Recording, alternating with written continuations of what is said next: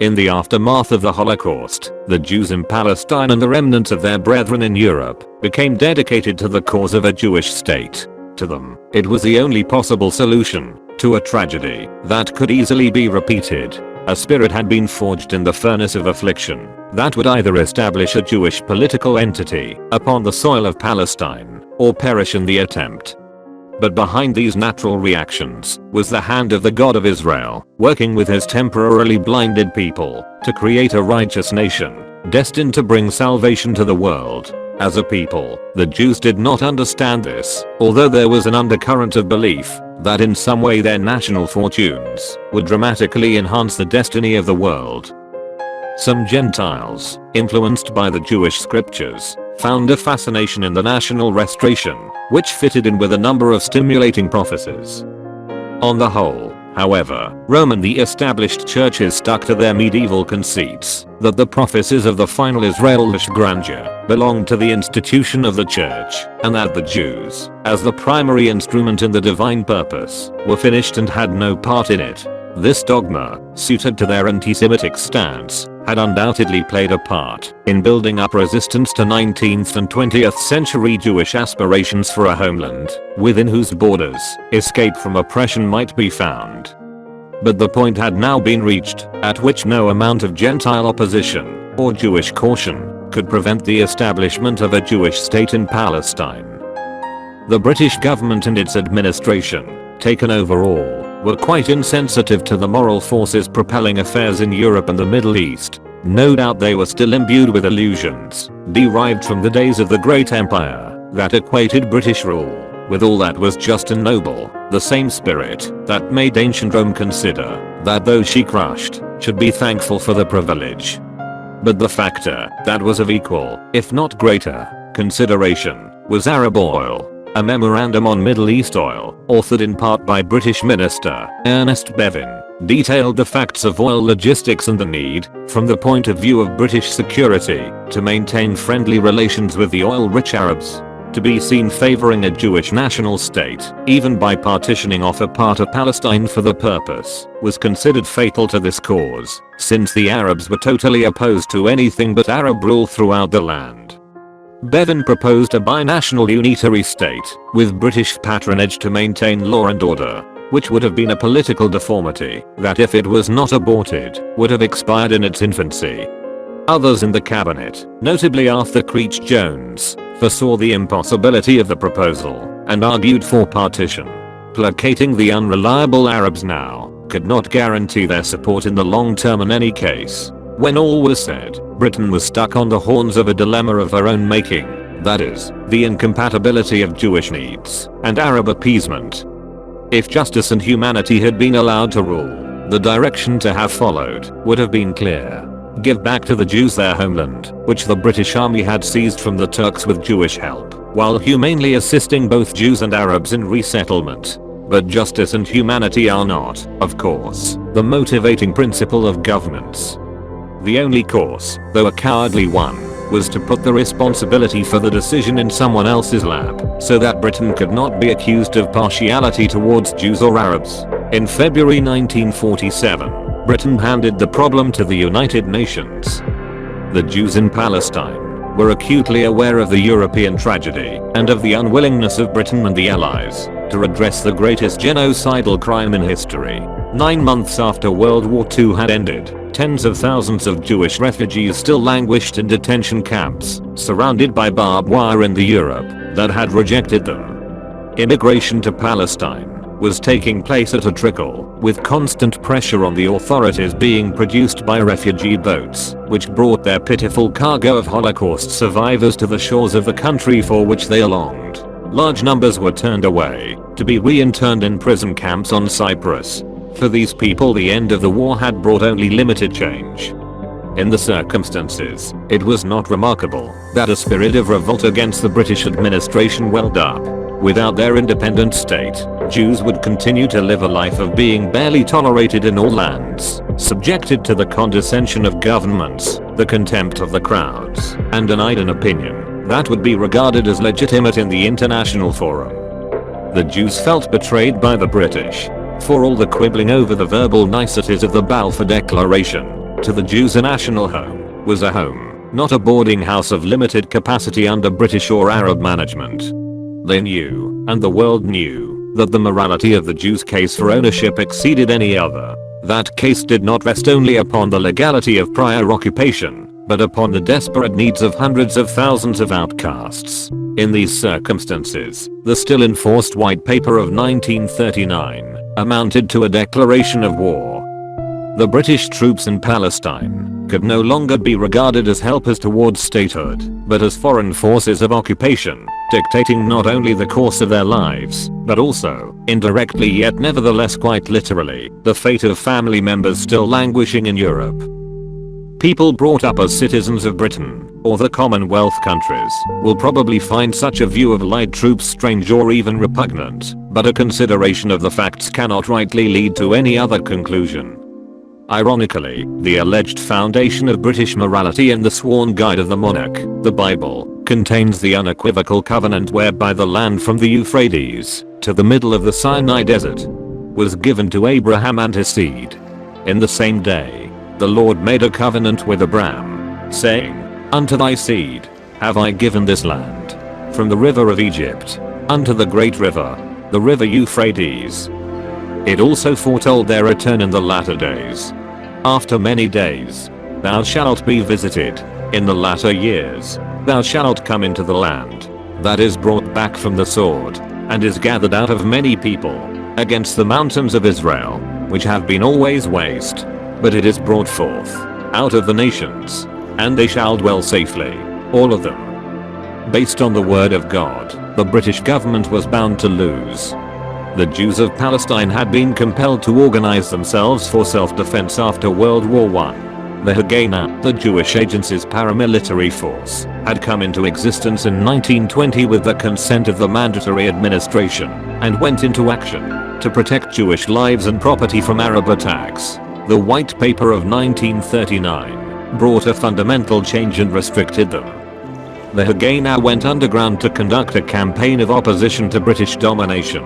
In early 1941, cooperation with the British was restored to provide aid to the Allied cause against Hitler. As the war drew to a close, and the gruesome results of Allied policy in closing off rescue routes for Holocaust victims became all too apparent, hostilities were resumed with increased intensity. Some perceived the treacherous character of British hostility to an independent Jewish state, and the futility of any further accommodation of the mandatory government. The Irgun Viluni, meaning the National Military Organization, also known as Etzel, promoted a revolt with the specific aim of ousting the British from the Jewish homeland. The revolt of 1945 to 1948 was a painful affair for the Jews. The Irgun, led by Menachem Begin, adopted a consistent policy of opposition throughout this period. The Haganah, under the control of David Ben-Gurion and the Jewish Agency, oscillated between cooperation and opposition depending on the political situation at the time. In relation to each other, the two organizations usually worked independently, but sometime together. In one dreadful period, however, the Haganah cooperated with the British against the Irgun. Meanwhile, refugees continued to be smuggled in from abroad, and, along with them, the necessary weapons to maintain the struggle. The British refused to acknowledge that the Jews were engaged in a war of liberation, and, consequently, treated the acts of so-called terrorists as those of common criminals. When flogging of prisoners was introduced, the Irgun saw this as an extension of their recent humiliation in Europe, and retaliated by whipping British officers. When the administration began hanging Jews taken prisoner during actions in which British soldiers had died, the Irgun, after lengthy warnings, reciprocated. British treatment of some Jewish prisoners was nothing short of barbaric, including shooting and beating of captured men, and abandonment of others to die of their wounds without medical attention. But all this served only to make the Jews more determined. The senseless and futile war, created by Whitehall's intransigence over Jewish needs and aspirations, was certainly not one of Britain's finest hours. The United Nations Special Committee on Palestine, known as UNSCOP, under the chairmanship of Emil Sandstorm, arrived in Palestine in the middle of 1947. It was an inauspicious period for the British. Ships organized by the Haganah were bringing in Jewish refugees from Europe, in defiance of British edicts. The Royal Navy was engaged in a hunt for these so-called illegal ships which, if caught, were forced to disgorge their pitiful cargo to the Cyprus detention camps. A grotesque picture had emerged. 2 years after the Allied victory, the defeated German aggressors freely strode the streets of Europe, while their liberated victims languished in prison camps run by the liberators. The Jews had exchanged their SS commandants for British ones. The saga of the refugee ship, the Exodus in 1947, was the classic example of British behavior, and it took place right under the noses of UNSCOP, carrying over 4,500 Jewish refugees of all ages. The old tramp steamer was intercepted off the coast of Palestine by a Royal Navy flotilla of 5 warships. The Exodus was rammed several times, suffering major damage, although it did not sink. During fighting their way aboard, British Navy personnel killed 2 Jews, an adult and a 16-year-old orphan.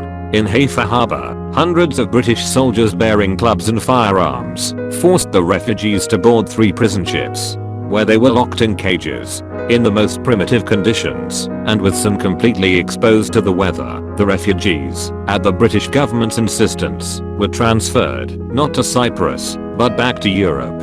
After resisting disembarkation in French ports, the refugees were eventually driven ashore in Hamburg, Germany, having suffered an ordeal of 22 days imprisoned on the ships. The irony of the grim finale with Jewish refugees in a German concentration camp, manned by both British and German guards, was not entirely lost upon the world, and certainly not on UNSCOP. Demonstrations throughout the Jewish communities in Palestine during the incident had helped to draw attention to the continuing international scandal. In November, committee reports were submitted to the United Nations for debate and resolution. A plan proposing partition of Palestine into 2 states, 1 Jewish and 1 Arab, was finally passed by the required 2/3 majority on the 29th of November 1947, preceded by days of intense lobbying and negotiation. The close vote, 33 for, 13 against and 10 abstentions, came as an emotional climax of tremendous proportions for a people that had not experienced a free state since the time of the Maccabees, 2,000 years before. Russia and other socialist and revolutionary states had backed partition, as had the USA, France, Australia, and New Zealand. Britain, grim and unhappy, abstained. The Arab countries opposed it and threatened war. In Palestine, the exultant crowds were soon sobered by more Arab murders of Jewish civilians. But the hand of providence that was guiding events would ensure at last the rebirth of an ancient name upon the map of the world, Israel. The name Palestine, which was imposed upon the Holy Land by the Romans, would now have to give way as the times of the Gentiles, spoken of by Yeshua, drew to a close. To appreciate the significance of Israel's War of Independence in 1947 to 1948, her present image as a strong military power in the Middle East context must be put aside. She existed then as a nation of only 700,000, surrounded by hostile Arab lands with 100 million inhabitants. Her armed forces were relatively small, poorly equipped and disunited, yet they were ranged against not only the Arabs of Palestine, but the standing armies of several Arab countries. Certainly the independent Arab states, Syria, Jordan, and Egypt in particular, were not coordinated in their avowed attempt to drive the Jews into the Mediterranean, and this, from a human viewpoint, was a factor that contributed to their lack of success. But when all things are taken into account, it has to be acknowledged that Israel's survival was truly remarkable. Although given a theoretical legitimacy by the United Nations, Israel would not owe its existence to that body. God alone would give life to the nation and preserve it, even in this early phase of the restoration of all things, whereof God spake by the mouth of his holy prophets. Preliminary to the climax, when he would turn away ungodliness from Jacob. If anything, the United Nations involvement, or lack of it, in Israel's rebirth demonstrated its general lack of concern for moral decisions. Those nations which supported the partition proposal were not moved by considerations of sympathy, benevolence, or wisdom, at least, not primarily.